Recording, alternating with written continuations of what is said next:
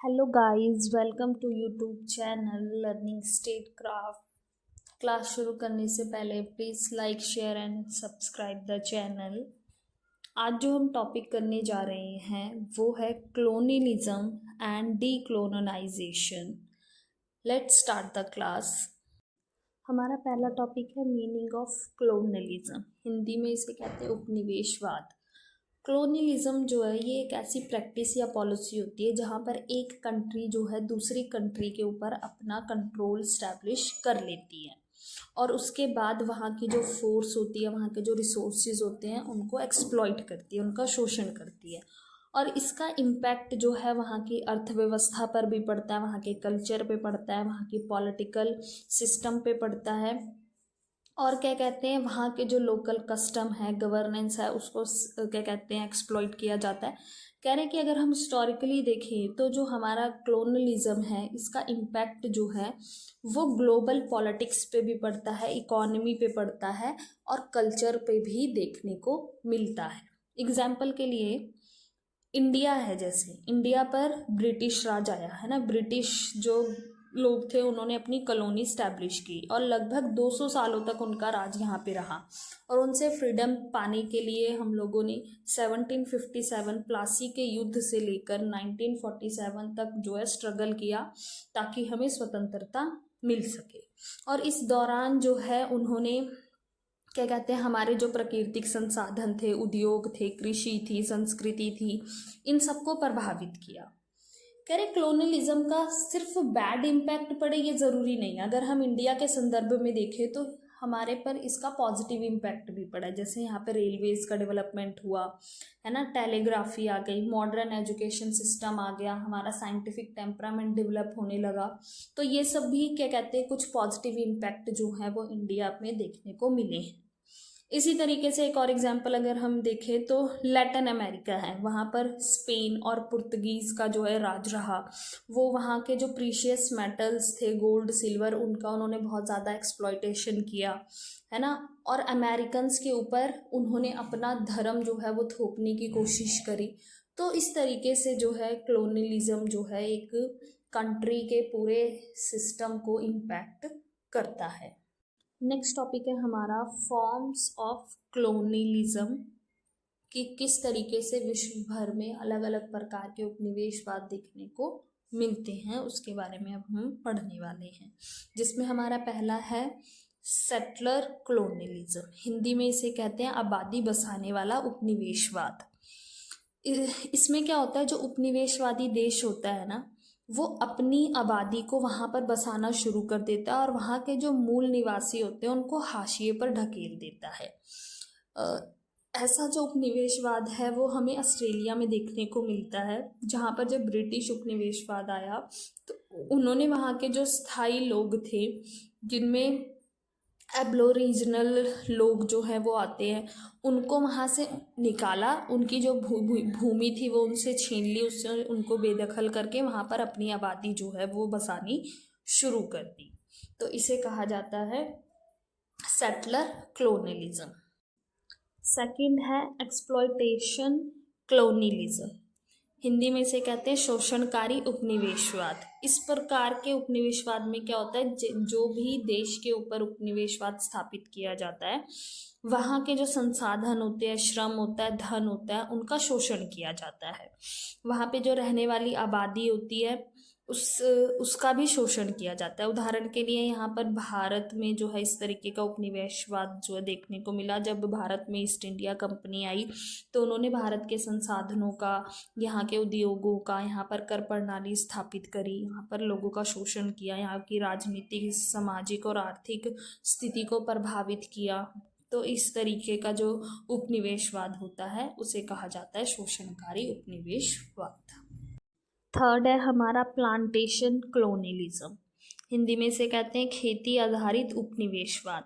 यहाँ पर क्या होता है, बड़े पैमाने पर जो है नकदी फसल उगाने के लिए वहाँ पे रहने वाले जो लोग होते हैं उनको फोर्स किया जाता है ताकि फसलों को बेचकर जो उपनिवेशवादी देश है वो अधिक से अधिक कमाई जो है वो कर सके। इस तरीके का उपनिवेशवाद जो है वो अमेरिका में देखने को मिला, जहाँ पर जो अमेरिका के दक्षिण राज्य थे वहाँ पे बड़े पैमाने पर जो है कपास, गन्ना, तंबाकू की खेती करने के लिए जो है उनको मजबूर किया गया। और इस तरीके के उपनिवेशवाद में जो है बंधुआ मजदूरी का उपयोग किया जाता था ताकि लोगों से जबरन जो है खेतों में काम करवाया जा सके। तो अमेरिका में जो है अफ्रीका से गुलामों को ले जाया गया ज़बरदस्ती और उनसे वहाँ के बागानों में काम करवाया गया। तो इस तरीके के जो उपनिवेशवाद होता है उसको कहा जाता है खेती आधारित उपनिवेशवाद या प्लांटेशन क्लोनियलिज्म। फोर्थ है हमारा ट्रेडिंग पोस्ट क्लोनियलिज्म, व्यापारिक उपनिवेशवाद। इसका उद्देश्य होता है कि जिस भी देश के ऊपर आप अपना कंट्रोल स्टैब्लिश कर रहे हैं वहाँ पर आपका मेन मोटिव होता है कि आप ट्रेड के लिए सेंटर बनाएं। जैसे एग्जाम्पल के लिए अगर हम अफ्रीका और एशिया की बात करें तो यहाँ के जो कोस्टल एरियाज़ हैं वहाँ पर इस तरीके का उपनिवेशवाद जो है देखने को मिलता है। जैसे भारत की अगर हम बात करें तो 17वीं शताब्दी में जो यूरोप के पावरफुल कंट्रीज़ रही, जैसे पुर्तगालीज, डच, फ्रेंच, ब्रिटिश लोग रहे, इन्होंने भारत के जो तटीय क्षेत्र थे वहाँ पर अपने व्यापारिक केंद्र जो हैं वो स्थापित किए ताकि वो यहाँ के जो बहुमूल्य वस्तुएं हैं उनका व्यापार कर सके। तो वो यहाँ से मसाले, रेशम, चाय और भी बहुत सारी चीज़ें जो हैं वो यहाँ से लेकर गए। तो इस तरीके के उपनिवेशवाद को कहा जाता है ट्रेडिंग पोस्ट क्लोनियलिज्म। फिफ्थ है हमारा इंटरनल क्लोनियलिज्म, आंतरिक उपनिवेशवाद। यहाँ पे क्या होता है, एक सीमा के, एक देश के अंदर ही रहने वाले लोग अपने ही देश में रहने वाले दूसरे लोगों का शोषण करते हैं। अक्सर ये उपनिवेशवाद जो है वो अल्पसंख्यक समुदायों के ऊपर देखने को मिलता है जो हाशिए पर होते हैं। जैसे भारत की अगर हम बात करें तो भारत में जो आदिवासी क्षेत्र हैं उन पर क्या कर रहे हैं, हम कब्जा कर रहे हैं, वहाँ पर उद्योग स्थापित कर रहे हैं, वहाँ पर हम खनन कर रहे हैं। उससे हो क्या रहा है, जो आदिवासी लोग हैं हम उनका शोषण कर रहे हैं, हम उनसे जो उनका मूल निवास है वो उनसे छीन रहे हैं। तो देश में रहने वाला व्यक्ति ही जो है दूसरे व्यक्ति का शोषण कर रहा है। उसी तरीके से भारत में जो जातिगत व्यवस्था देखने को मिलती है, यहाँ पर जो उच्च वर्ण के लोग हैं वो निम्न जाति का जो है शोषण करते हैं। तो इस तरीके का जो व्यवस्था होती है जहाँ पर एक ही देश में रहने वाला समुदाय जो है अपने दूसरे समुदाय का शोषण करता है, उसे कहा जाता है आंतरिक उपनिवेशवाद। नेक्स्ट टॉपिक है हमारा एंटी कॉलोनियल स्ट्रगल्स, जिसका मतलब होता है कि जो भी उपनिवेशिक देश हैं या लोग हैं उन्होंने अपने आप को उपनिवेशवाद से आज़ाद कराने के लिए किस तरीके के एफर्ट्स लगाए, किस तरीके के आंदोलन मूवमेंट्स की, ताकि वो अपने आप को आज़ाद करवा सके। तो इसको कहा गया है एंटी कॉलोनियल स्ट्रगल्स। जैसे इसमें अगर हम बात करें भारत की, तो भारत में स्वतंत्रता प्राप्त करने के लिए बहुत सारी मूवमेंट्स जो हैं वो की गई। जैसे अहिंसात्मक आंदोलन हुए, सिविल डिसोबीडिएंट मूवमेंट हुई, है ना। फिर शस्त्रों का सहारा लिया गया और संघर्ष द्वारा जो है हमें ब्रिटिश शासन से आज़ादी मिली। और इसमें बहुत सारे नेता जो हैं उन्होंने अहम भूमिका निभाई, जैसे महात्मा गांधी हो गए, जवाहरलाल नेहरू, सुभाष चंद्र बोस, भगत सिंह, है ना। इस तरीके के बहुत सारे नेताओं ने जो है आज़ादी दिलाने के लिए संघर्ष किया। उसी तरीके से अफ्रीका में जो है अल्जीरिया, कीनिया, जिम्बाब्वे जैसे जो देश रहे, उन्होंने भी यूरोपीय शक्तियों के खिलाफ जो है आर्म्ड रेजिडेंस और पॉलिटिकल एक्टिविस्ट के माध्यम से जो है अपने आप को स्वतंत्रता दिलवाई। फिर वियतनाम की अगर हम बात करें तो वियतनाम में भी इसी तरीके का संघर्ष जो है वो देखने को मिला। उन्होंने किस तरीके से अपने आप को फ्रेंच उपनिवेशवाद से आज़ादी प्राप्त करने के लिए स्ट्रगल किया। फिर अमेरिका ने इसमें हस्तक्षेप किया और फिर जाके वो कहीं आज़ादी प्राप्त कर पाए। उसी तरीके से हैथी रेवोल्यूशन जो है, उसमें हैथी जो लोग थे उन्होंने अपने आप को फ्रांस से स्वतंत्रता दिलवाने के लिए संघर्ष किया और 1804 में जो है वो अपने आप को आज़ाद करवा पाए। फिर वहीं पे अगर हम बात करें लैटिन अमेरिका की, तो उन्होंने भी स्वतंत्रता के लिए बहुत सारे आंदोलन किए और फिर जाके उनको जो है स्वतंत्रता प्राप्त हुई 1776 में, जाके वो स्पेन शासकों से जो है अपने आप को आज़ादी प्रदान कर पाए। तो इस तरीके की बहुत सारी जो है स्ट्रगल्स की गई हैं अपने आप को उपनिवेशवाद से मुक्त कराने के लिए अलग अलग देशों द्वारा। नेक्स्ट टॉपिक है हमारा डीकोलोनाइजेशन।